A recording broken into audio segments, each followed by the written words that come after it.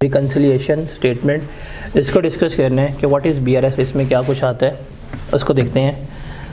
Confirm question इसमें से आपको 5 MCQs आने हैं, जिसमें से आपको 3 MCQs थ्योरेटिकल बेस्ड होते हैं मतलब, और 2 जो हैं आपको MCQs कैलकुलेशन बेस्ड होते हैं। इसको हमने देख के चलना है।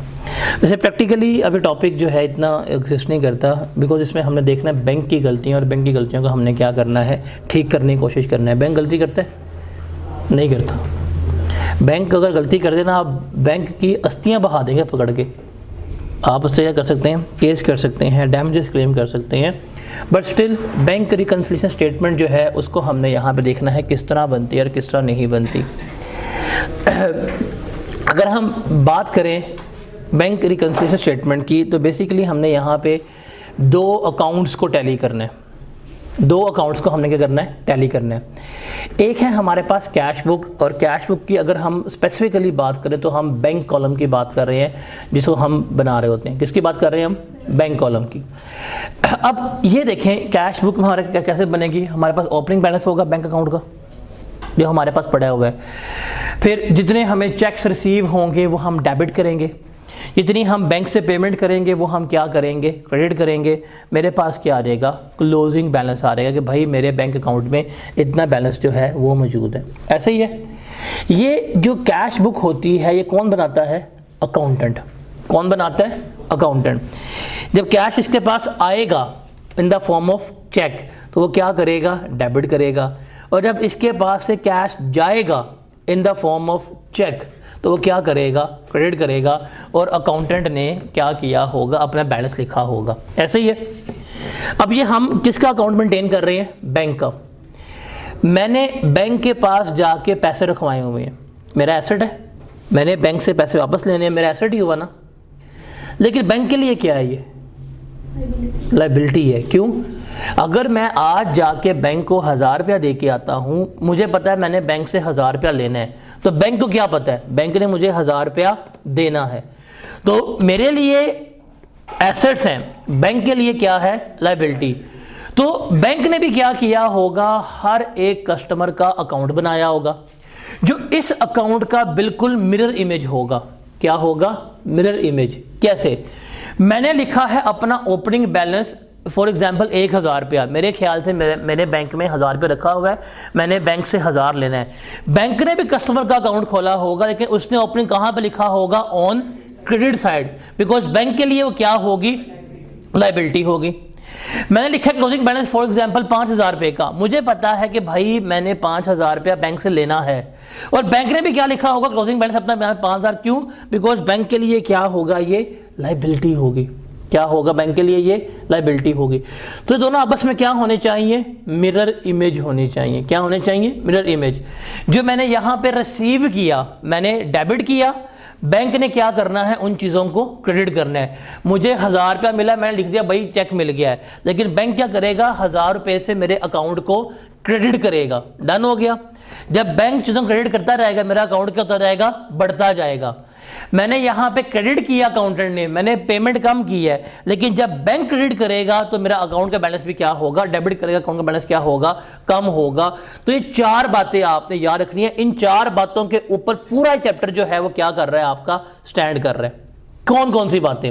एक है, आपने सवाल पढ़ने हैं, सवाल पढ़ते हुए आपने देखना है कि आप किसकी बात कर रहे हैं। एक ही MCQ, अब आपको इसके MCQs में करवाऊंगा, एक ट्यूसडे को हम इसके MCQs कर लेंगे। एक ही MCQs है, एक ही स्टेटमेंट है। अगर वो लिखता है कि what is the balance in cash book, जवाब चेंज हो जाता है। एक ही MCQs है, लिखता है what is the balance in bank statement, answer क्या हो जाएगा, चेंज हो जाएगा। तो 4 बातें जो हैं वो आपने याद रखनी है। 2 बातें कैश बुक की, 2 बातें बैंक स्टेटमेंट की। ठीक है। तो कैश रिसीव होता है, अकाउंटेंट क्या करता है, डेबिट करता है। एंट्री क्या होती है, बैंक अकाउंट डेबिट होता है। वो पेमेंट करता है बैंक से, तो क्या करता है, क्रेडिट करता है। तो ये 2 एंट्रियां होती हैं, ये अकाउंटेंट करता है। और बैंक क्या करेगा, जब बैंक में जाकर कैश जमा करवाया, बैंक मेरा अकाउंट करेगा क्रेडिट। जब बैंक मेरा अकाउंट क्रेडिट करेगा तो मेरा अकाउंट का बैलेंस क्या हो जाएगा, बढ़ जाएगा। लेकिन जब बैंक मेरा अकाउंट डेबिट करेगा तो मेरा बैलेंस क्या हो जाएगा, कम हो जाएगा। ये 2 बातें आपने याद रखनी है, इनको कहीं पे लिख लीजिएगा, बिकॉज MCQ सॉल्व करते हुए ये 2 शॉर्टकट लगाए, आपके MCQ निकल जाने हैं। ये दो बातें लिख लेना है कि बैंक वाले क्या करेंगे और हमने क्या करना होता है। इन चीज़ों को एक दफ़ा अकाउंट फॉर कर लीजिएगा। सर ये ट्वीट कर दूँ। देखिए पहले है अकाउंटेंट। अकाउंटेंट करेगा सारी एंट्रीज कैश बुक में, डन हो गया। वो क्या एंट्री करेगा, अगर बैंक इंक्रीज हुआ वो डेबिट कर देगा, अगर पेमेंट्स की हैं तो क्या करेगा, क्रेडिट करेगा कैश बुक को, जो आपको नजर आ रहा है आपकी स्क्रीन के ऊपर। डन हो गया। फिर है बैंक। बैंक की एंट्री करेगा, बिकॉज अकाउंटेंट के लिए कैश बुक एसेट है, लेकिन बैंक के लिए जो अकाउंट है वो क्या, उसकी लायबिलिटी है।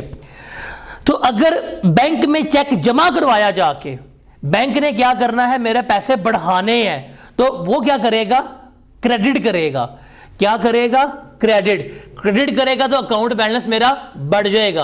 और जब पेमेंट करेगा अकाउंट से तो क्या करेगा, वो डेबिट करेगा। डेबिट करेगा तो मेरा अकाउंट बैलेंस क्या होगा, कम हो रहा होगा। तो इनको हम कहते हैं, ये आपस में क्या है, एक दूसरे की मिरर इमेज है। क्या है, मिरर इमेज है। इसको जो हमने यहां पर लेकर चलना होता है।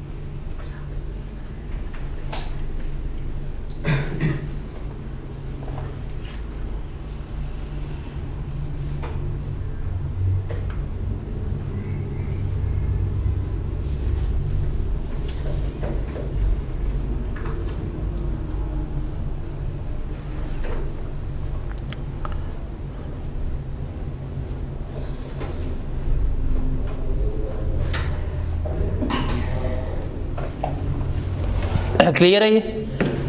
अब हम चलते हैं आगे। भाईजान,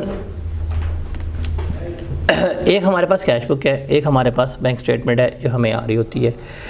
अब दोनों के बैलेंसेस क्या होने चाहिए, बराबर होने चाहिए। क्या होने चाहिए, बराबर होने चाहिए। अच्छा, मैं ज़रा वापस इस अकाउंट में आता हूँ। देखें, अगर अकाउंटेंट ने क्लोजिंग बैलेंस निकाला है, प्लीज़ ये बात ध्यान से सुन लें, बाद में लिख लेना, बड़े आप लोग रस्तू हैं, लिखी जा रहे हैं। अगर अकाउंटेंट ने क्लोजिंग बैलेंस निकाला है, मैं सवाल पूछता हूँ, अकाउंटेंट कौन सी बुक बनाता है, कैश बुक। कैश बुक का अगर क्लोजिंग बैलेंस राइट साइड पे आया है, इसे कहते हैं, कौन सा बैलेंस है ये, डेबिट बैलेंस। कौन सा बैलेंस है, अगर कैश बुक का क्लोजिंग बैलेंस राइट साइड पे आया है, इसके लिए एक हम through out the chapter term इस्तेमाल करेंगे, इसे हम कहते हैं फेवरेबल बैलेंस। लिखो, कैसे लिखना है आपने, शॉर्टकट लिख लें। देखिए ऐसे, cash book is equal to debit balance is equal to favourable. इसको फेवरेबल बैलेंस के लिए हम वर्ड इस्तेमाल करेंगे।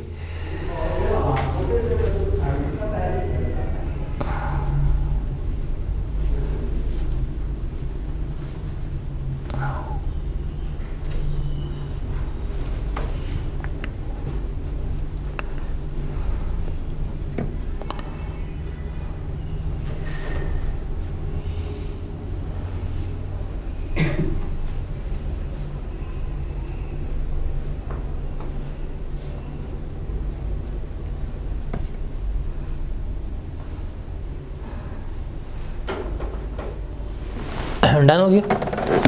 और अगर कैश बुक है आपके पास, इसका अगर आया क्रेडिट बैलेंस, इसे हम कहते हैं अनफेवरेबल, और इसके लिए वो एक वर्ड इस्तेमाल करेगा, डेट इज ओवरड्राफ्ट। इसको लिखो कहीं पे और लिख के इसको हाईलाइट कर लो और वहाँ पे लिखिएगा जहाँ पे चैप्टर आप जब भी रिवाइज करें आपको सबसे सामने नज़र आए।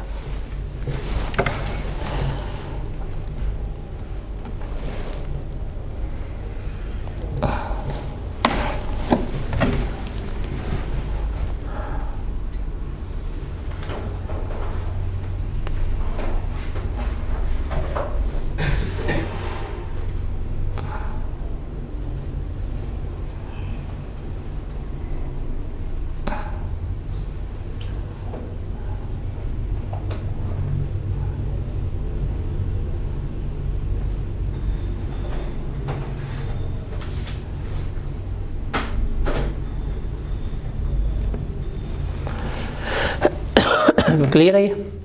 अब लिखना आप लोग जो हमारे पास आती है पासबुक। पासबुक किसे कहते हैं? बैंक अकाउंट स्टेटमेंट को। ये कैश बुक कौन बनाता है?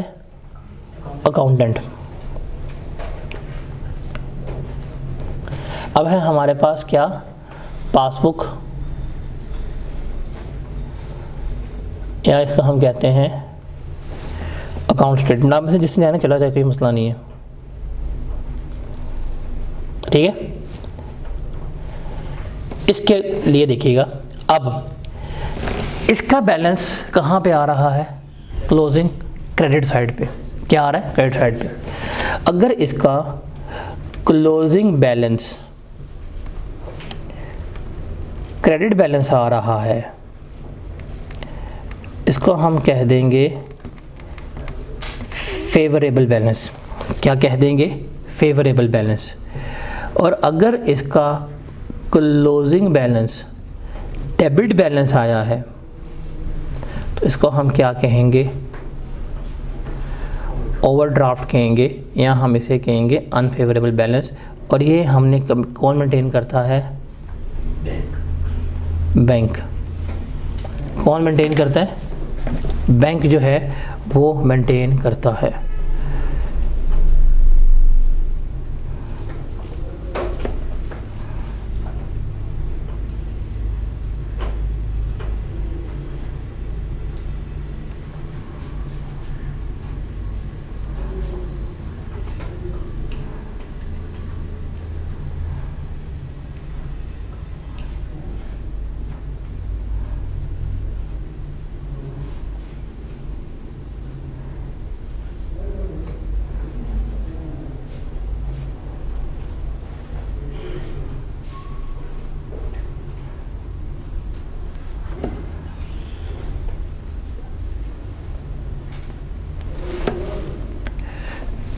क्लियर है ये क्लियर है? अब प्रॉब्लम क्या होती है? What is the problem statement? ये तो हमने अच्छी आइडियल बातें कर ली हैं। What is the problem statement? Problem statement ये है कि मेरा जो कैश बुक है इसका बैलेंस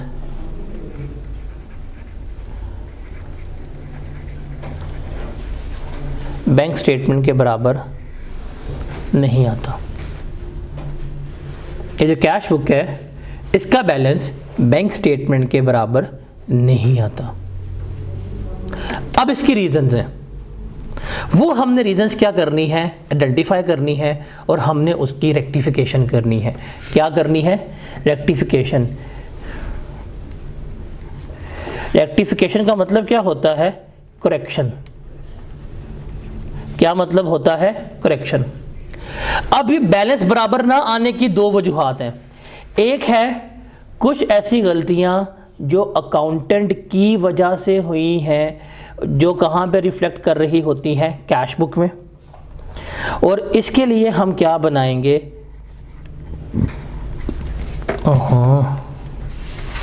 एडजस्टेड कैश बुक। कुछ ऐसी गलतियां हैं जो किससे होती हैं? बैंक से होती है, और इसके लिए हम क्या बनाएंगे? Bank reconciliation statement. क्या बनाएंगे? Bank reconciliation statement. तो अकाउंटेंट की सारी गलतियां कहाँ पे ठीक होंगी? और बैंक की सारी गलतियां कहाँ पे ठीक होंगी? BRS में। ये तो चीज़ याद है। अब हम देखते हैं कि गलतियां कौन कौन सी हो सकती हैं। ये चार्ट जो है ना, इस फ्लो चार्ट को याद रख लें बस। ये flow chart is the key line, आपको बता देगा कि भाईजान कौन सी गलतियां कहाँ पे जा रही हैं, कौन सी गलतियां जो हैं वो कहाँ पर हम उनको लेकर चल रहे होंगे, कैसे हम उनको ठीक करेंगे, वो हमने यहाँ पर देखना है। ठीक है, अब ये फ्लो चार्ट देखें, रीजंस क्या हैं। ये थ्योरेटिकल क्वेश्चंस भी आने हैं, लेकिन हमें ये रूल्स पता होने चाहिए। थ्योरेटिकल क्वेश्चन भी है और ये रूल्स भी हमें पता होने चाहिए। देखें, सबसे पहले प्रॉब्लम स्टेटमेंट हमारी क्या चल रही थी कि हमारी cash book is not equal to bank statement, ये प्रॉब्लम है। रीजन क्या है? सबसे पहले है timing difference. What does it means? देखिए, आपको कस्टमर ने चेक दिया 29 मार्च 2025 को, आपको कस्टमर ने चेक दे दिया। चेक रिसीव हुआ, अकाउंटेंट ने एंट्री क्या पास की? Bank debit, customer account credit करके उसने क्या कर दिया? जैसे ही चेक रिसीव हुआ उसने फौरन सिस्टम में क्या कर दिया? एंट्री कर दी। लेकिन वो चेक रख के भूल गया, या व्हाट, फॉर एग्जांपल 29 तारीख को चेक दिया, 29 को जुम्मा था, चेक मिला शाम को, बंद हो गया बैंक, हफ्ते का बैंक खुले नहीं, इतवार का बैंक खुले नहीं। अब वो चेक कब गया बैंक में? मंडे को। लेकिन मंडे को तारीख है 1 अप्रैल 2025। आपने बैंक में चेक कब जमा करवाया? कब जमा कराया? तो जब बैंक में चेक जमा करवाया, बैंक तब पैसे देगा, डालेगा अकाउंट में, तभी डालेगा ना। तो इसका मतलब अब यहां पे देखिएगा कि जब आपने 31 मार्च को अकाउंट क्लोज किया होगा तो अकाउंटेंट की कैश बुक का बैलेंस ज्यादा नहीं हुआ होगा? बताओ जरा। ज्यादा नहीं हुआ होगा, बिकॉज उसने चेक की एंट्री कर ली थी, लेकिन बैंक में चेक ही नहीं गया था। बैंक ने पैसे कब डाले? 1 अप्रैल को। तो बैलेंस क्या आ गया? दोनों का डिफरेंस आ गया। क्या ये डिफरेंस किसी गलती की वजह से आया है? कोई एरर हुआ है? कोई फ्रॉड हुआ है? क्या डिफरेंस था? टाइम का डिफरेंस था कि उसने चेक पहले रिसीव कर लिया, बैंक में बाद में जमा करवाया, जिसकी वजह से क्या आ रहा है? अकाउंट में एरर आ रहा है। इसमें कोई गलती नहीं है। अगर टाइमिंग डिफरेंस होगा तो रिमेंबर, इसकी एडजस्टमेंट हम हमेशा कहां पे करेंगे? BRS में करेंगे। कहां करेंगे? BRS में करेंगे। अब इसके लिए 2 टर्म इस्तेमाल होती हैं। एक हम इस्तेमाल करते हैं वर्ड अनप्रेजेंटेड चेक। क्या? Unpresented cheque. What does it mean? कि अकाउंटेंट ने चेक लिख दिया था, लेकिन आपने कस्टमर को चेक दिया। जब टेक एग्जांपल, आपने 20 मार्च को 1 लाख रुपए की पेमेंट की, आपने सप्लायर को चेक दे दिया। जब आपने चेक दे दिया, अकाउंटेंट ने क्या एंट्री पास की थी? सप्लायर अकाउंट डेबिट और बैंक अकाउंट क्या कर दिया? क्रेडिट। लेकिन सप्लायर ने जाके अगले महीने की 20 तारीख को चेक जमा कराया बैंक में। तो जब उसने चेक जमा करवाया, अकाउंट से पैसे कब कटे होंगे? अगले महीने की 20 तारीख को। लेकिन आपने तो पिछले महीने में एडजस्ट करवा लिया था, आपका अकाउंट बैलेंस नहीं आ रहा होगा। क्यों? डिफरेंस क्या है? चेक का डिफरेंस किस वजह से आ रहा है? कि भाई हमने उसको चेक दिया था, उसने जाके बैंक के काउंटर पे रिप्रेजेंट नहीं किया। इसे हम कहते हैं अनप्रेजेंटेड चेक। क्या कहते हैं? Unpresented cheque. जितने भी अनप्रेजेंटेड चेक होंगे, इनकी एडजस्टमेंट हम कहां पे करेंगे? बैंक रिकंसिलिएशन स्टेटमेंट में करेंगे। कहां पे करेंगे? बैंक रिकंसिलिएशन स्टेटमेंट में करेंगे। आप इसके लिए वर्ड लिख लें, unpresented cheque. What does it mean? बताएं। कि हमने चेक इशू कर दिया, लेकिन बैंक के पास वो चेक नहीं गया।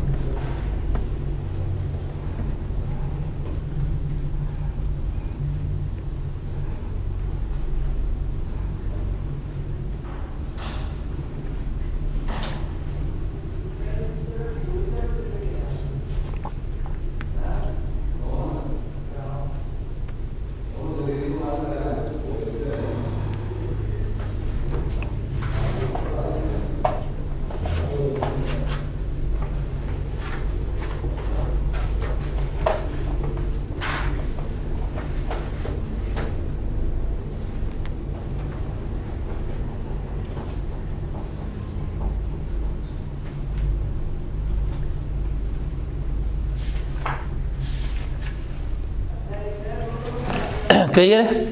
अब इसके साथ एक और होगा, उसे हम कहते हैं अनक्रेडिटेड चेक। क्या? Uncredited cheque. What is the meaning of uncredited cheque? कि भाई आपको चेक मिला, कस्टमर चेक दिया, अकाउंटेंट एंट्री पास कर दी, bank account debit, customer account credit लिख दी कैश बुक में उसने, लेकिन आपने जाके बैंक अकाउंट में चेक ही जमा नहीं कराया था, आपने बैंक को चेक जमा नहीं कराया, बैंक ने उसको क्रेडिट नहीं किया। इसको हम क्या कहते हैं? अनक्रेडिटेड चेक कहते हैं। क्या कहते हैं? अनक्रेडिटेड चेक कहते हैं।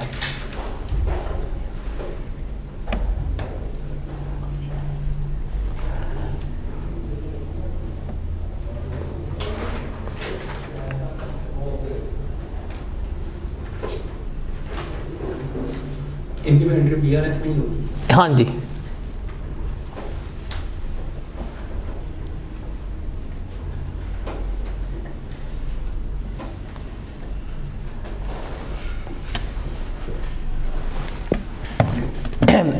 ये इसका मतलब अनप्रेजेंटेड चेक और अनक्रेडिटेड चेक कहाँ पे एडजस्ट होंगे? तो इसका मतलब अनप्रेजेंटेड चेक और अनक्रेडिटेड चेक किसके वजह से रेज होते हैं? टाइमिंग डिफरेंस की वजह से। कहाँ एडजस्ट होंगे? बीआरएस में। अब आते हैं एरर्स। एरर्स हैं गलतियाँ। एरर्स मुख्तलिफ किस्म के हो सकते हैं, आपके अमाउंट का एरर हो गया, अकाउंट का एरर हो गया, व्हाटएवर। देखिए, अगर एरर बिजनेस ने किया है, कहाँ एडजस्ट होगा? ACB stand for adjusted cash book. और अगर एरर बैंक ने किया है तो कहाँ एडजस्ट होगा? बीआरएस में। ओमिशंस लिखा ही नहीं है, भूल गए हो। अगर बिजनेस की ओमिशंस हुई है कहाँ जाएगी? ACB में जाएगी। और अगर बैंक की ओमिशन हुई है तो कहाँ जाएगी? बीआरएस में जाएगी। ये फ्लो चार्ट आप लोगों ने बस याद रखना। Got it?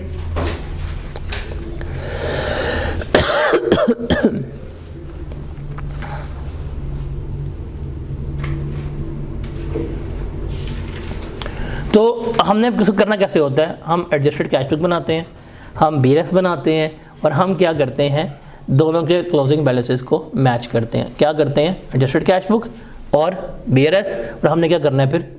Closing balance. Because जो गलतियाँ कुछ अकाउंटेंट ने की हैं वो एडजस्टेड कैश बुक में रिफ्लेक्ट हो जाएंगी, कुछ गलतियाँ जो बैंक ने की हैं वो बैंक स्टेटमेंट में जाकर सही हो, हम जाकर उसको कहाँ कर देंगे? बीआरएस में एडजस्ट कर देंगे। एट द एंड दोनों का बैलेंस क्या हो जाएगा? बराबर हो जाएगा। तो कैश बुक का जो फेवरेबल बैलेंस है वो कौन सा होता है? Debit balance. अभी लिखवाया आप लोगों को। बैंक स्टेटमेंट का जो फेवरेबल बैलेंस है वो कौन सा होता है? क्रेडिट बैलेंस होता है। डन हो गया। फिर नंबर 2, कैश बुक का अनफेवरेबल बैलेंस कौन सा होता है? और बैंक स्टेटमेंट में क्या होता है? डेबिट बैलेंस जो है वो होती है।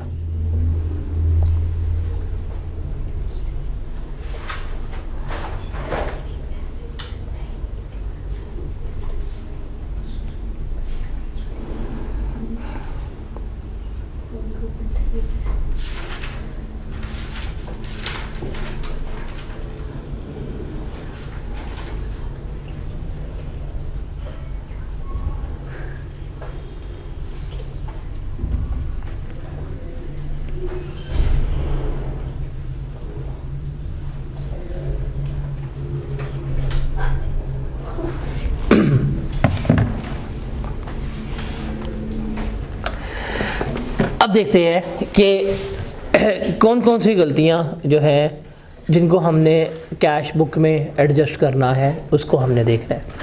ये सारी चीज़ें जो है किस में हमने एडजस्ट करनी है? कैश बुक में एडजस्ट करनी है। किस में एडजस्ट करनी है? कैश बुक में हमने इसको एडजस्ट करना है। अब ये कैश बुक में एडजस्टमेंट्स कौन सी हो रही हैं? जो अकाउंटेंट ने मिस कर दी हैं या अकाउंटेंट ने क्या कर दी है? गलती कर दी है। पहले है बैंक चार्जेस या इंटरेस्ट एक्सपेंसेस। अब बैंक स्टेटमेंट जब आप बैंक अकाउंट मेंटेन कर रहे हैं ना, बैंक ने हर महीने या बैंक ने हर 6 महीने बाद या साल बाद अपने बैंक चार्जेस क्या कर देने हैं? चार्ज कर देने हैं। वो बिना बताए क्या करेगा? आपके अकाउंट से पैसे काट लेगा। बैंक ने पैसे काट लिए, उसने आप अकाउंट कम कर दिया, उसने ठीक काम किया है, लेकिन अकाउंटेंट को याद ही नहीं था करना, तो किसने नहीं रिकॉर्ड किया? तो कहाँ एडजस्ट होगा? कैश बुक में। फिर dividend receive, interest receive. For example आपने कंपनी में शेयर्स लिए हुए हैं और आपने कंपनी में अपना अकाउंट जमा कराया हुआ है। कंपनी जब भी डिविडेंड डिक्लेयर करेगी वो डायरेक्ट क्या करेगी? आपके अकाउंट में भेज देगी। या आपको बैंक स्टेटमेंट में है इंटरेस्ट। अब जैसे आपने अकाउंट मेंटेन किया होगा ना, आपके पास करंट अकाउंट होता है, आपका जो बैलेंस साल में पड़ा होगा ना, साल के एंड पे ना बैंक उसके ऊपर इंटरेस्ट कैलकुलेट करेगा, आपके अकाउंट में डाल देगा। डन हो गया, आ गया। आप स्टेटमेंट पकड़ेंगे, यार ये तो बैंक में 50 रुपये आ गए हैं, ये कहाँ से आए हैं? अच्छा, ये तो बैंक ने इंटरेस्ट दिया है, बैंक ने कर दिया, बट अकाउंटेंट को उसका पता ही नहीं था, तो किसने रिकॉर्ड नहीं किया? किसने रिकॉर्ड नहीं किया? अकाउंटेंट ने। कहाँ रिकॉर्ड होगा? कैश बुक में। कहाँ जाएगा? कैश बुक में। फिर स्टैंडिंग ऑर्डर। स्टैंडिंग ऑर्डर होते हैं कि आपने ना बैंक को एक ऑर्डर पास कर दिया है कि हर महीने आप वन टाइम लिख के दे देते हैं, ये फलाना अकाउंट नंबर है, आपने हर महीने क्या करना है, यहाँ से उठा के अमाउंट यहाँ पे ट्रांसफ़र कर देनी है। डन हो गया। यहाँ से उठाना है और क्या कर देनी है, आपने अमाउंट ट्रांसफ़र कर देनी है। ठीक हो गया, क्लियर हो गया, समझ आ गई। अब आपने स्टैंडिंग ऑर्डर लिख दिया कि भाई थर्ड पार्टी को पेमेंट कर देना, अकाउंटेंट भूल गया एंट्री करना। बैंक को तो आपने कह दिया था, बैंक तो हर महीने पैसे काटता जाएगा, लेकिन अकाउंटेंट भूल गया, अब क्या किया रहेगा? बैंक ने पैसे काट दिए, अकाउंटेंट को नहीं याद आया, अकाउंटेंट क्या करेगा, बाद में इसको एडजस्ट करेगा। फिर होता है डायरेक्ट डेबिट्स। अब डायरेक्ट डेबिट्स क्या होता है? फॉर एग्जाम्पल आपने पेमेंट्स वगैरह करनी है, आपने सैलरी की पेमेंट करनी है, आपने रेंट की पेमेंट करनी है, आपने डायरेक्ट अकाउंट ऐड किए होते हैं, ठीक है। और बैंक कहते हैं भाई हर 5 महीने को ना, हर महीने की 10 तारीख को मेरे अकाउंट से इतने पैसे काट के इस अकाउंट में रेंट की पेमेंट कर देना, या मेरा बिजली का बिल पे कर देना। आप जाके बैंक को कह आते हैं। अब 10 तारीख आई, बैंक ने पैसे काटे, पे कर दिए, बैंक ने क्या कर दिया, डायरेक्टली डेबिट कर दिया आपको, बट अकाउंटेंट को याद नहीं रहा, अकाउंटेंट ने एंट्री रिकॉर्ड नहीं की, तो कहाँ रिकॉर्ड होगी? ये भी कैश बुक पे रिकॉर्ड होगी। सिमिलरली डायरेक्ट क्रेडिट है, आपने कस्टमरों का पेमेंट कर दो, कस्टमर का अच्छा कर देता हूँ, उसने कोई चेक नहीं दिया, उसने डायरेक्ट आपके अकाउंट में क्या कर दिया, ऑनलाइन ट्रांसफर कर दिया, तो ये क्या होगा? डायरेक्ट क्रेडिट होगा। कस्टमर ने कर दिया, उसने बताया भी नहीं, अकाउंट में शो भी हो गया, आपको लगा बाद में पता, तो कहाँ पे जाएगा? कैश बुक में। फिर है आपकी कैश बुक के एरर्स। अब कैश बुक के एरर्स क्या होते हैं? आपकी टोटल मसला आ गया, आपने कोई चीज़ डेबिट करनी थी, आपने क्रेडिट कर दी, कोई चीज़ आपने पेमेंट करनी थी, गलती से अकाउंटेंट ने क्या कर दी, डेबिट कर दी, आपने अमाउंट पे करनी थी 2500, आपने कितनी लिख दी, 25 लिख दी। ये सारे किसके एरर्स हैं? कैश बुक के एरर्स। ये कहाँ एडजस्ट होंगे? कैश बुक में एडजस्ट होंगे। तो ये चंद चीज़ें हैं जो कहाँ पे हमारी एडजस्ट हो रही होती हैं, कैश बुक में एडजस्ट हो रही होती हैं।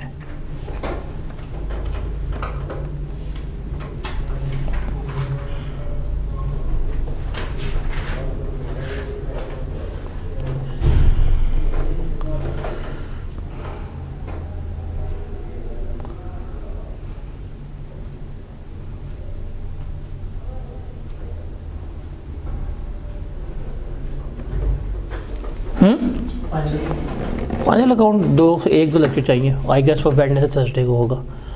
अगला सैटरडे ने मुझे लास्ट लेक्चर किया था मैंने, सैटरडे 14 क्या आ रही है डेट, देखना ज़रा। सैटरडे 14 के 13 सैटरडे, फ्राइडे मेरे ख्याल से 14 को। हाँ, तो that is the last lecture, मैं उस टाइम लेके चलूँगा। ठीक है, ये क्लियर है, ये गलतियाँ क्लियर होगी, इनको देख लें। आपने यही याद रखना है भाई, आपने सवाल पढ़ना है, उस सवाल में कहना है जी कस्टमर ने डायरेक्टली आपके अकाउंट में पैसे डाल दिए। आपको पता होना चाहिए डायरेक्टली कस्टमर ने पैसे डाल दिए हैं, बैंक ने ठीक काम किया, किसने नहीं किया था, तो हम कहाँ एडजस्ट करेंगे? कैश बुक में एडजस्ट करेंगे। डन हो गया। अब एरर्स की टाइप जो आपकी गलतियों की वजह से होते हैं वो कौन कौन से हैं? इनकरेक्ट अमाउंट आपने लिख दी ऑपोजिट साइड के ऊपर, मतलब आपने 1000 रुपये से डेबिट करना था, आपने क्या किया? क्रेडिट कर दिया, 1000 से नहीं किया, 100 से कर दिया। एक गरीब तो बदतमीज़, साफ सीधी बात है, गरीब भी किया है, ऊपर से बदतमीजी भी कर दी कि भाई तुम सही ट्रीटमेंट कर दो। तुमने क्या किया है? ट्रीटमेंट ही पुठा किया है और अमाउंट भी क्या लिख दी है? गलत लिख दी है। इसको हम ठीक करेंगे। अगर आपने डेबिट करना था, आपने क्रेडिट कर दिया, तो क्या करेंगे? आप उसको डबल अमाउंट से या रिमेनिंग अमाउंट से क्या करेंगे? रेक्टिफाई करेंगे। या आपने डेबिट करना था, आपने क्या कर दिया? क्रेडिट कर दिया। आपने अंडर कास्टिंग कर दी, लिखना 2500 था, लिख दिया 250। या आपने ओवर कास्टिंग कर दी, लिखना 2500 था, लिख दिया आपने 4500। तो ये सारे क्या होते हैं? एरर्स होते हैं। इनको हमने कहाँ ठीक करना है? कैश बुक में ही ठीक करना होता है। Got it? फिर है ये BRS, ये मैंने आपको अभी बताया है, इसको थोड़ा रीड करके देखें क्या समझ आता है आप लोगों को। ये सारा हमने डिस्कस आउट किया है अभी।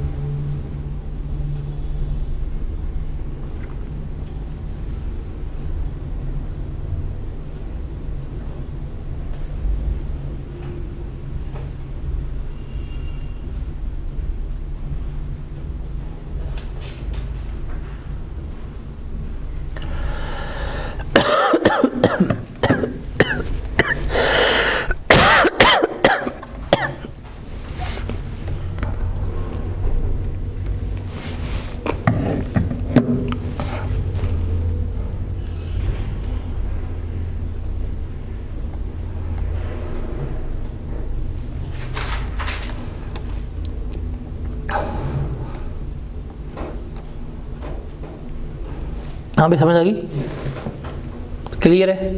अब चूंकि आप लोगों ने जाके वो भी पढ़नी है क्लास भी एम की, तो मैं इसको फिर इधर वाइंड अप कर देता हूँ। अब सिर्फ हमारे रह गया है कि हमने बनानी कैसे है, और इसके MCQs रह गए हैं जो हम फिर मंडे को कर लेंगे। सारा थ्योरेटिकल कंसेप्ट मैंने बता दिया। अब सिर्फ हमारे पास क्या रह गया है, फॉर्मेट, कि हमने फॉर्मेट कैसे बनाना है और हमने MCQs कैसे करने हैं। Will solve them on Monday, और मंडे को हम इसको वाइंड अप करेंगे। डन हो गया। अच्छा